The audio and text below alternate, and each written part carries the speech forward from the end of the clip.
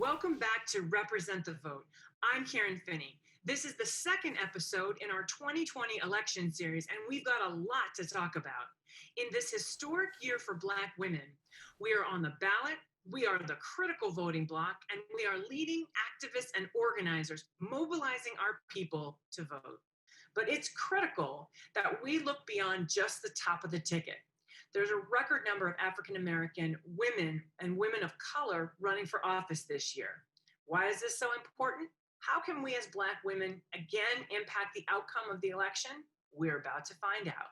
Here to walk us through the intersection of Black women in politics, please welcome my guests. LaTosha Brown is the co-founder of Black Voters Matter Fund, and Black Voters Matter Capacity Building Institute. Brittany Packnett Cunningham is an activist, founder and principal of Love and Power Works. Arisa Michelle Hatch is the executive director of the Color of Change PAC. Tiffany Dena Loftin serves as the national director for the Youth and College Division at the National Association for the Advancement of Colored People. Beverly Evans Smith is the national president and CEO for Delta Sigma Theta Sorority Incorporated. Thank you all so much for joining me today for this great conversation. I'm excited, so let's jump right in. LaTosha, you are actually on the road, out there meeting with voters. Where are you and what are you up to? So I am on the Blackest bus in America. I'm on the Black Voters Matter bus. We're on our national tour. So I apologize if I come in and out, but we are doing the work and people are excited to see us. We thought it was important and imperative that we get on the ground, that we connect with communities, that as we go to communities, there are events that are already organized, socially distanced, but people wanted to feel a sense that they were affirmed. The selection of Senator Kamala Harris, how did Black women help influence that important decision? We shall not be moved. We shall not be moved, just like a tree that's planted by the waters. We shall not be moved. You know, when we're talking about Senator Kamala Harris, that's for the millions of Black women in this country that have been, we know their names, some of them we don't know their names, but we have always been on the vanguard of democracy in this country. We have always been in the trenches. We've always fought for the right to vote, whether it was 100 years ago in the women's suffrage movement or 55 years ago, where we were leading movement, the voting rights movement in Alabama, and even a lot of people didn't know our names or know the women that were leading that work. And so what makes it really exciting, you know, that she is on the ticket is that it's a culmination of the work and the foundation that sisters have done since we've been on the shores in this country. I think about my own grandmother who was born in 1910, and the majority of her life, she was unable to vote. And I remember her taking me to vote with her, and she would put her good pocketbook on to go vote. And she would hold her head up, and she never talked to me about what we were doing, but I knew that it was important, and I knew that it had some power with it. And so I think Kamala Harris really represents, you know, the dreams, the aspirations of Black women literally being able to sit in the highest offices in this land, to really be able to represent our community, to really be able to shape, you know, the policy in terms of going forward. You know, Brittany, one of the things that was talked about as the Veep stakes was ongoing was the fact that, you know, Black women as the most loyal demographic, you know, they used to say the backbone. I kept saying, I don't want to be the backbone. We are the heart and the soul. I'm not the help, right? But that we were owed this. I mean, you know, Black women and Black people played such a historic role in Joe Biden's candidacy, really turning things around in South Carolina. So to some degree, I mean, we really earned this moment, haven't we? Well, we've seen the hashtag all over the place, win with Black women. And it has been true of Democratic politics. Frankly, it has been true of lots of different politics, lots of different issues, lots of different industries. As LaTosha has already so brilliantly said, Black women are, to your point, the heartbeat of so many of the things that matter in this country, even when we have not been recognized for it. And I think what's important for us to recognize is that we see Kamala Harris out there as a shining star and as somebody who is in front. But there are so many Black women behind the scenes and working at all levels of government, running at all levels of government to make sure that we are no longer just the backbone, but that we are in positions of leadership and that we are carrying the needs of our community with us. So, Tiffany, one of the things that was talked about with Senator Harris being named to the ticket, and I think this is borne out, but I want you to tell us, is that it would help energize the youth vote for, let's be honest, young people weren't quite feeling Joe Biden, right, for a while. And I think we've seen that. How are young voters reacting to having Senator Harris on the ticket and to the Biden-Harris ticket in this moment? Yeah, that's a great question, Karen. Thank you so much for having me. Listen, this year has been wild for all of us. We were in the middle of a health pandemic, in the middle of a national racial police brutality, violence wave that we're not new to, but that we've seen back in 2014 after the death of Trayvon Martin and Michael Brown and so many others, and Sandra Bland. This is just another wave of violence that has shown itself true in this country. And the young folks across the country have never really struggled with the connection between protest and the ballot. We've never struggled with that. But now more than ever this year, we're starting to make the connections that attorney generals, mayors, governors, city council, school board, those folks actually have a lot more say in our day-to-day lives and experiences and survival than we think that they did, right? And so our young people are making the connection. When we're going back to school, the people who are deciding whether or not we're in class or on Zoom are the people that we elect into office. The people who are deciding how much it costs when they go back to school are people who are elected in office and how much the education budget gets. We're talking about Breonna Taylor. I've been to Kentucky 4 times in the last 2 months with my NAACP folks there in Until Freedom. And we're fighting for justice for Breonna Taylor, recognizing that the target there is the Attorney General, Daniel Cameron, who was elected November of last year. He's a 34-year-old Black man who's a Republican.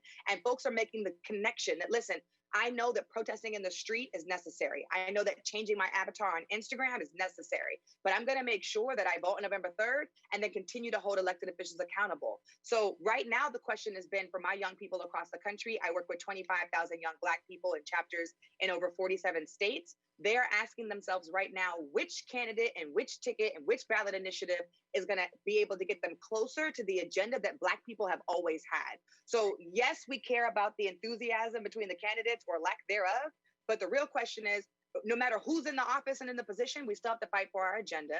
And whoever that person is going to be, they're going to need to be moved. That's great. So, Beverly, I want to come to you because, and then I want to come back to this issue about holding people accountable for policy. But one of the fun things I've noticed since Senator Harris has been named is that a lot of people are learning about what the Divine Nine is. A lot of folks didn't really understand. I was having a conversation actually with someone, and they were sort of surprised at how much community service is really a component, which is a little different, to put it nicely, than some of the other Greek organizations one might engage with in college. But talk about, I mean, it's been so exciting to see images all across the country when Kamala's showing up places. You see, women in formation in their colors showing up. How important is this network of support for Senator Harris and for this ticket? Well, you're talking about 2.5 million voters who are out there and able to make a difference in this community. The Divine Nine, which we get a lot of questions on, that is very true. Since that day when she said that night, the phone was ringing off the hook. Who is this? Who are these people? And I think we have really tried to make an effort, and you're right, it is more than stepping or whatever else people feel it is. We are social activists. The 5 fraternities and 4 sororities that comprise the Divine Nine are all supported and excited about the assistance she has. These are organizations that really focus very heavily on social action. We have all been very engaged for a long time and are very engaged with this election. As a matter of fact, we now have a group called Sisters for Unity, and that is all of the Black women's organizations coming together that represents 5 million voters in this country that really are behind and supporting Kamala.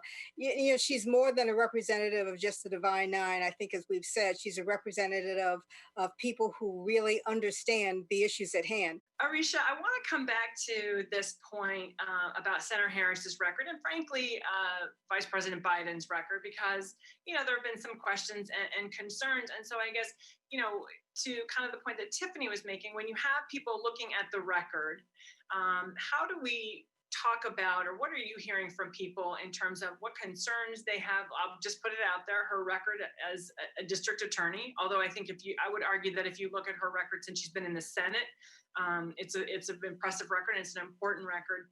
But what are you hearing from people as they make these evaluations about who they're going to support and how deeply they're going to support Biden, Harris, or any candidate, frankly? Yeah, thank you so much for having me. I think the Black voters that we're speaking to in battleground states across the country at Color of Change PAC understand the choice that they have to make in this election. And I think if we are honest with ourselves and we're honest about the nature of elections and politicians, the only way that you're going to find a candidate who you agree with 100% is if you run yourself. And even then you might disagree with yourself. And so I think people understand that they're making a real choice.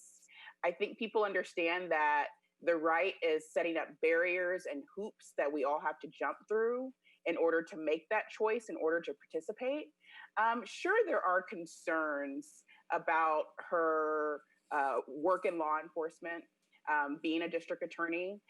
For the time, she was a relatively progressive district attorney, although by today's standards, I think we would expect her to be in a much farther place on a number of different issues.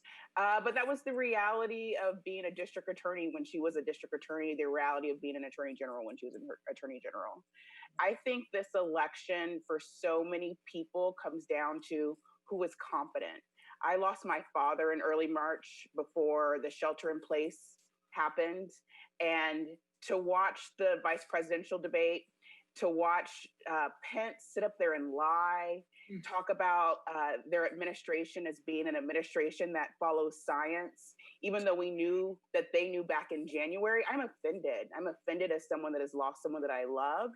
It would have been incredibly nice to know back in January that we should be operating in a different way. And so many of the critiques on women as leaders, whether they're politicians or in corporate America, are about whether we're competent or too emotional.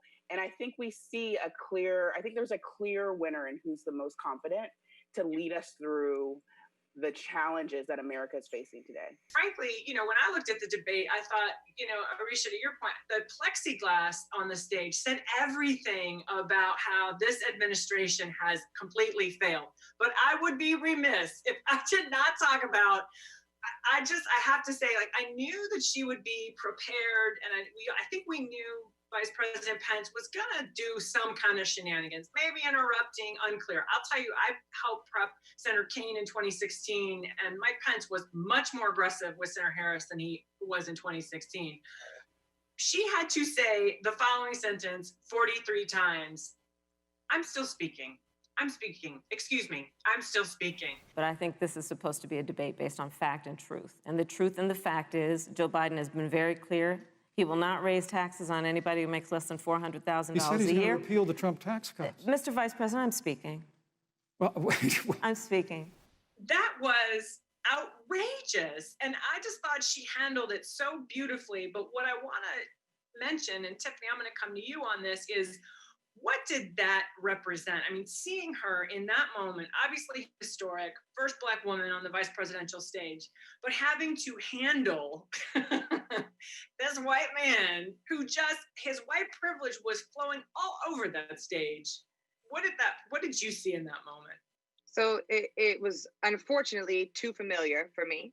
Yes. And I personally, and also it reminded me of my Congresswoman, Maxine Waters, who was reclaiming her time, yes. And how many times Black women need to not only demand, not only claim their space and their voice, but also the lack of respect and accountability for allies and other folks like the moderator to make sure that those rules were followed. And so it is a burden that none of us asked for, where we are constantly trying to make sure that we have the time that is allotted to us. We agree to the rules. We show up in ways that are not always comfortable. We have to sometimes code switch, and sometimes we show up thinking that if I come with my short haircut and blonde hair, that I'm not going to be able to take up as much space as other people, or because I'm a young Black woman, I can't, be wherever I'm going to be like other folks and have to compare myself. And so the assimilation and the responsibility is a task that none of us asked for. But I think that watching this Black woman on stage not only did something to me personally, and I was on a panel right after the debate to talk about this. We got to sit in the weight of how historic and monumental that moment was. Yes. This Black woman on stage, it was special and it was powerful to watch this Black woman on stage debate a white man, where we have always seen the male, pale, stale figurehead of this country.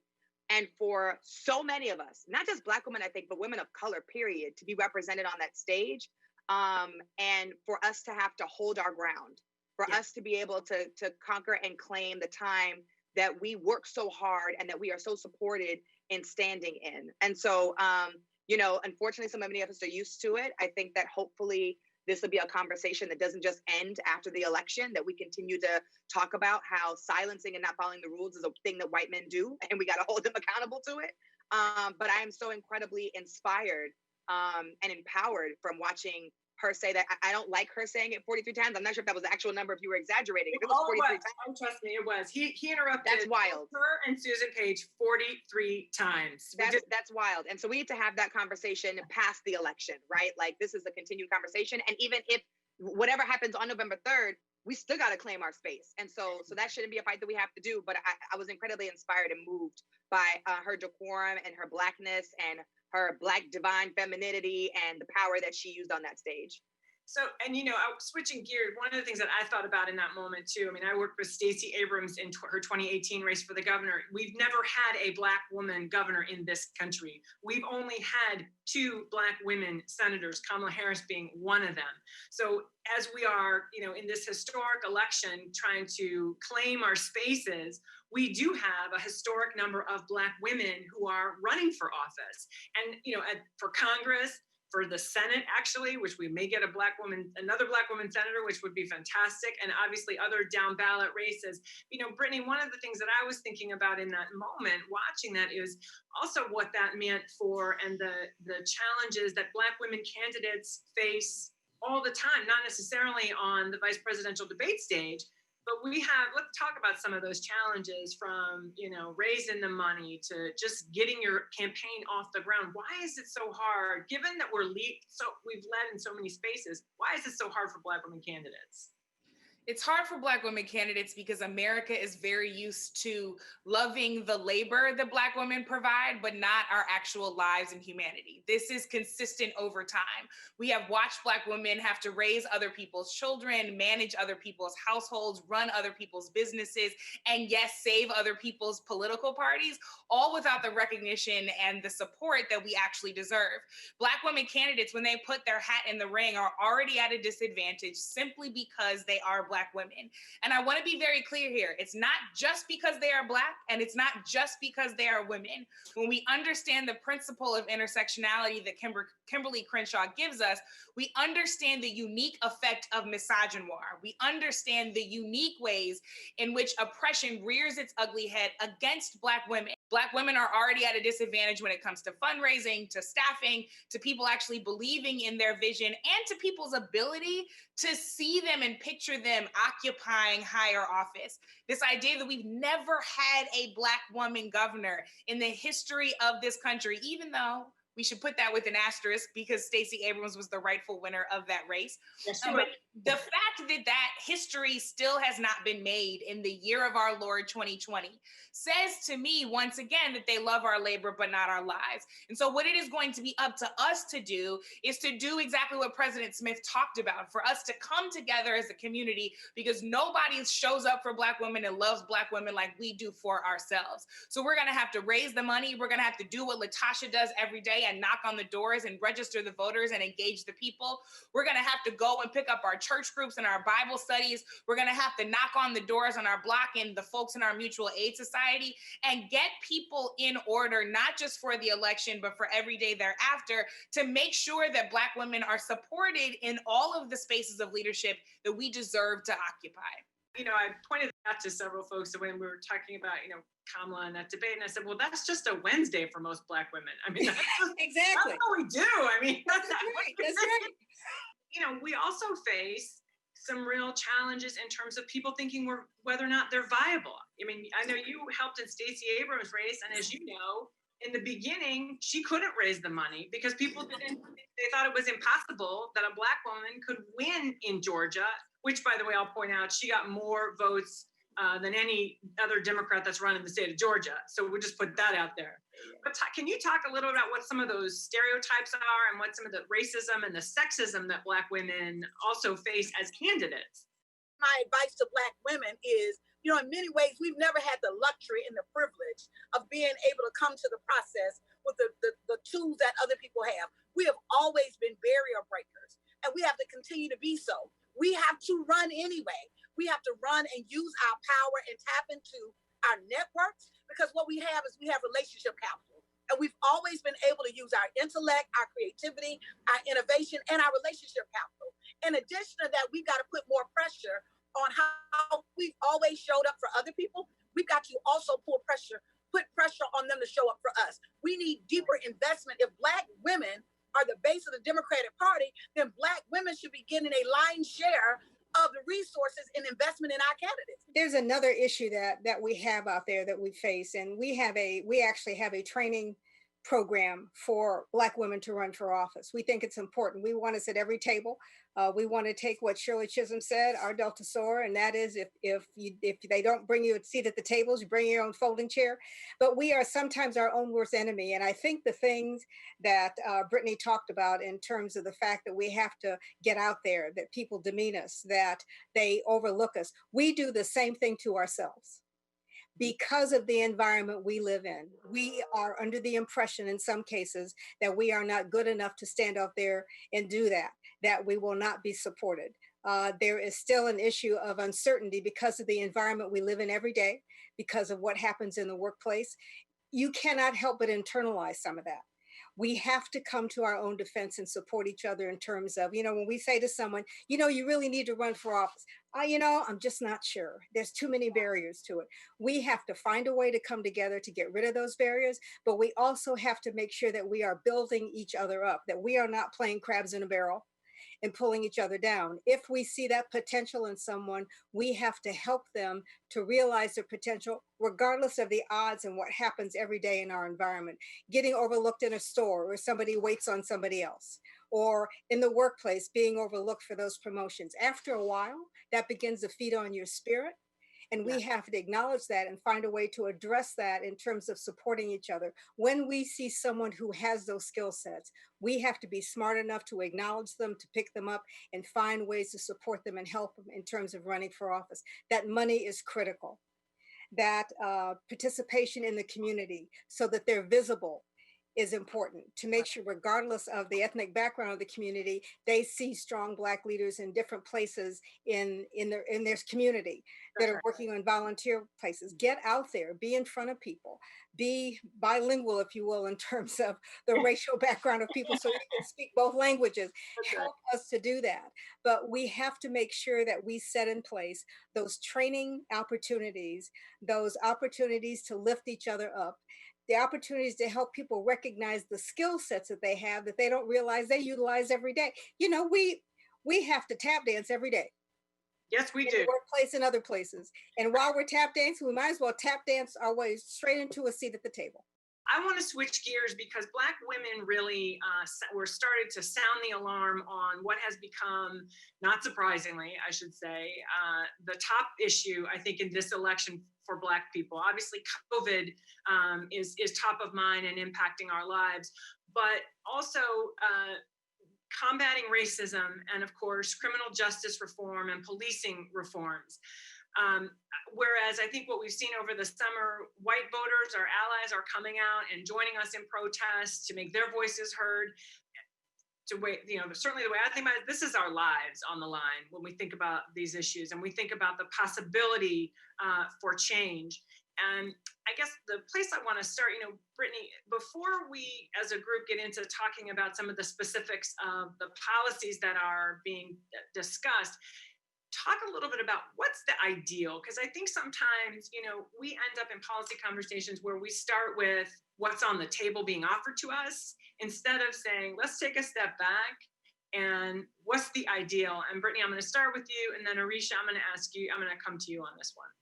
Karen, I love this question. I'm a former teacher, and everything we did was based on backwards planning, starting with the end in mind, knowing what the vision is, and working backwards from there. The vision, very simply, is healthy communities from the ground up instead of communities that are over-policed from the top down.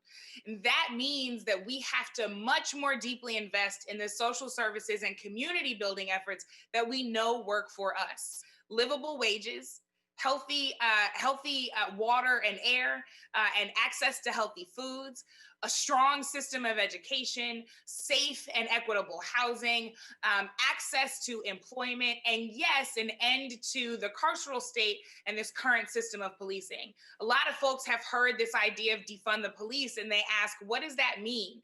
I think, unfortunately, a lot of people picture Gotham without Batman, and that the Trump campaign in particular wants you to believe that you will call 911 and you'll get a voicemail, that no one will be on the other side of the phone. That's just not true. Here's what we're talking about. We're talking about divesting from institutions that have continued to show themselves to be ineffective at preventing or solving crime, and be, unfortunately, very effective at actually causing harm and violence in our communities. So divest from those institutions that have harmed us and put the money in the places that help and heal us. Mental health services, like I said, strong education, good housing, livable wages, all of the things that we know help build strong, healthy, and yes, safe communities from the ground up.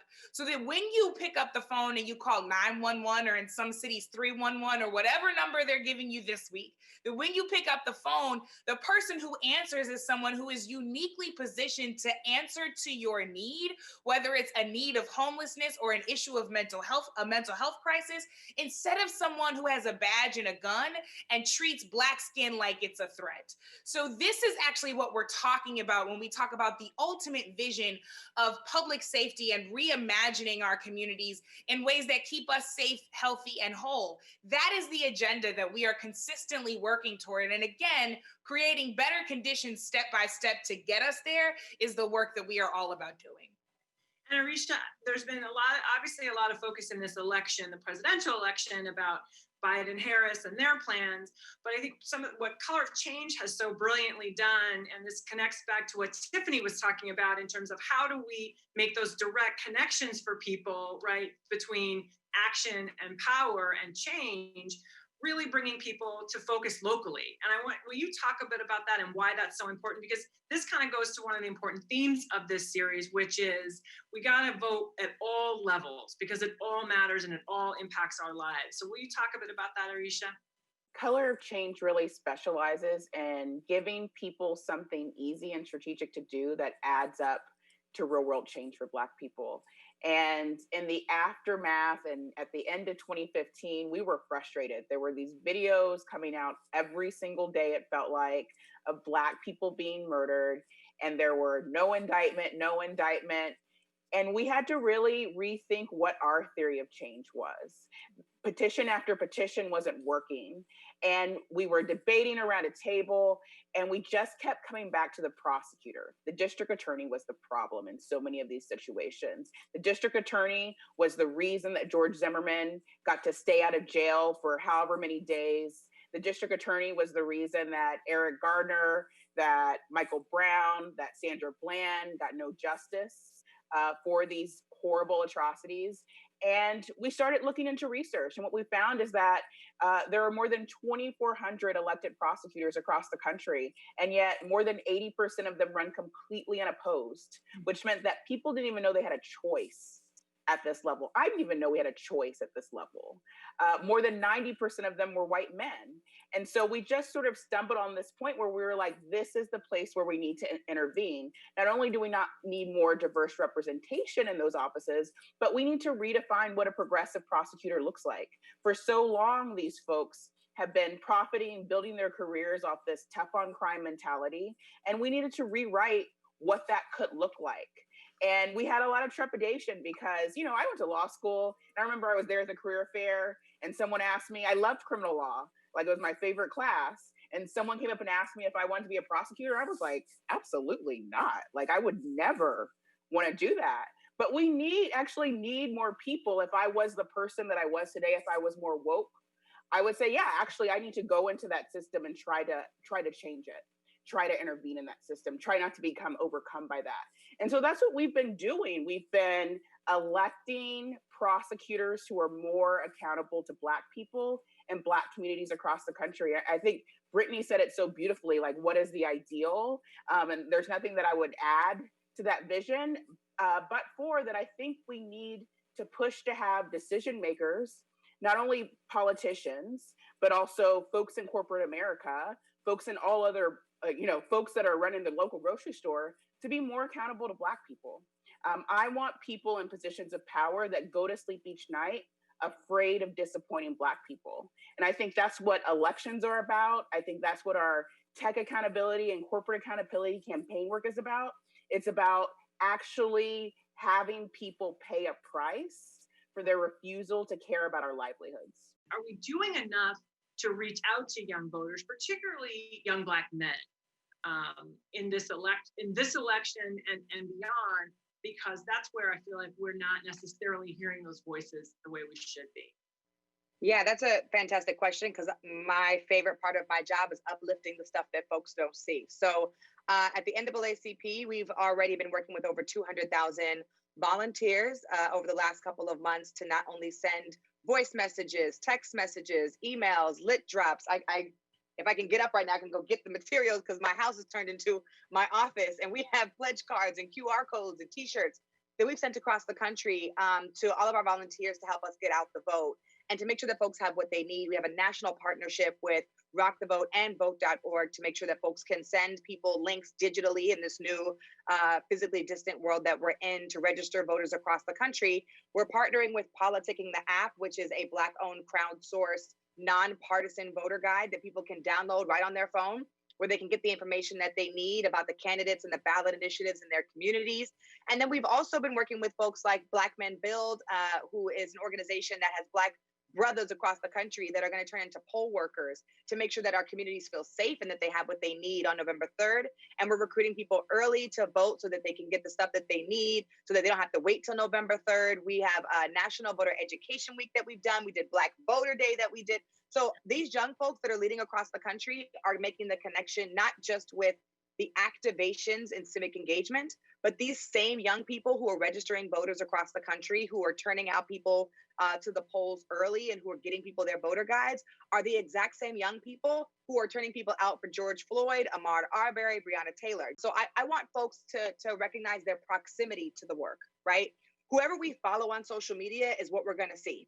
Whatever we watch on the news is what we're going to get. Whoever we talk to in our communities is what we're going to know. But the proximity that we have is only based off of our choices and our decision. So I want to encourage folks, with the 200,000 people we've registered, we've recruited to help be volunteers, to join the organizations, to follow us on social media, to get plugged in. It's not enough for you to go to a protest. I want people to find a political home, to be plugged into, like Brittany mentioned earlier, the faith groups that people are a part of. And that's how people are going to find out opportunities to get plugged in and do the work. How do we get young Black men to turn out? And what is your argument to them about why they need to turn out? And is the campaign doing enough to reach out to young Black? I know all y'all are doing the work, but I want to know what you're thinking about. Are they doing enough? What should they be doing? And what do we need to be saying to young Black men to get them to come out? Because I know women are going to be there. We're always there. Right? We got to get our men out too. Yeah. Well, I mean, to be honest, most of our Black brothers are doing exactly what they need to do right now in this moment. And this question might be great to ask a Black brother, what it is that we need to do to turn them out. Because as a Black woman, I'm going to give you my perspective from as adjacent as I can. But I do want to honor and recognize the Black men that are doing the work. Because there are plenty of Black brothers that I can name who are, for not just the first time, but for a very big moment where they are sacrificing so much on the table to make sure that other Black men have what they need and they're turning out. But let's be very clear. Our brothers need help. They need our love. They need our support. They need our companionship. They need our love. They need our power so that we can do this work together. It's an opportunity for us to have this conversation. I mentioned that I was in Louisville, Kentucky. And while I was working with the NAACP folks there to register voters, 2 Black men walked up to me, and I'll never forget these conversations. One of them said that they didn't know what the census was. And the other Black person said that they didn't know that an election was coming up. And that's why I mentioned proximity, right? Because like this opportunity that we have as organizers and leaders is normalized, and we get so probably comfortable with what we know already about November 3rd and how much we know about politics and how much we know about the issues. But there are still people out there who don't know what the census is. And there are people who are out there who don't know when election day is, right? And that's problematic. And so it's our job to make sure that we have what we need, that we're sharing the resources and the information, that we're making sure folks are doing everything as early as possible by making a plan, and that we get folks plugged in after the election so they can continue the accountability work. President Smith, can you talk a little bit about what the Black male Greek organizations are doing? Because they're obviously so important to this, and I've seen them out in force as well. Oh, absolutely. And our 5 fraternities really have come together. And, you know, I listened to the conversation and listened to Arisa and the others. This idea of a coalition of us coming together is something that I truly have not seen before. All Black organizations coming together to make certain, and all people of color or people who have an interest, even diverse organizations coming together to make this push together. The 5 fraternities really have partners with NAACP. They partnered with 100 Black men. They're partnering with others. They all decided to do something similar to what the sororities did in pulling all of those organizations together to make sure they really are focused on this effort. And I have to agree, Black men have been out there working very hard for a very long time. I want people to hear us talk about why it matters who is at the decision-making tables. It matters because power matters. Look, Dr. King talked about the combination of love and power being one of the most potent tools we have for our freedom. It is one of my favorite quotations. It is what I built, that quote and title is what I built my firm on. And a lot of times we are afraid of power because we have treated power as if it is only evil, right? As if it is only something wielded by people who harm us. But no, we are powerful innately. We have had power that has helped us see our way through some of the most impossible circumstances, and we are still here. It confounds every single expectation. So I want us to fully own and harness our power and make sure that fundamentally there are no more decisions that are made about us without us. I think accountability is incredibly important, especially when we're in an election that we don't agree with all of the policies and agendas. What we are voting for in this election is a set of candidates that we think actually care about us, that actually aren't trying to enable racist violence against us, who aren't sitting in line to our faces about what's really happening in the world. And so we are trying to vote in a set of candidates that give a darn about what is actually happening with Black people, and that will bring Black people into the table. I believe that if Joe Biden wins, it will be because of Black voters. That might not be what the narrative will be after. What I've seen in electoral organizing over the last few years is that it's always Black people didn't show up, when in fact we are the most reliable voting base in the Democratic Party. We're going to make sure that the narrative is we showed up. And that's what I was saying to people after 2016. I was like, well, we showed up. Yeah. Y'all didn't do your homework. Yeah, we did our job. That's right. But if Joe Biden wins, it will be because Black people showed up for him in South Carolina so that he could make it through the primaries. And it will be because Black people show up in November. We've been having this sort of conversation about whether adding a woman or a Black woman or a person of color to your ticket actually hurts or harms you. And I personally believe, if I'm being honest, it could go both ways. It is a rallying cry for the right. We see them every single day using this as a dog whistle. And so we're in this moment where we have to show up. We have to show up to show that those old dog whistles won't work anymore, because they're going to continue to do it. They're going to continue to do it if this goes the wrong way. All right, we'll have to leave it there. Thank you so much for joining us for this incredibly important conversation. Now, our next episode will be a post-election look at our country and where we go from here. I'm Karen Finney. Stay safe, and we'll see you next time.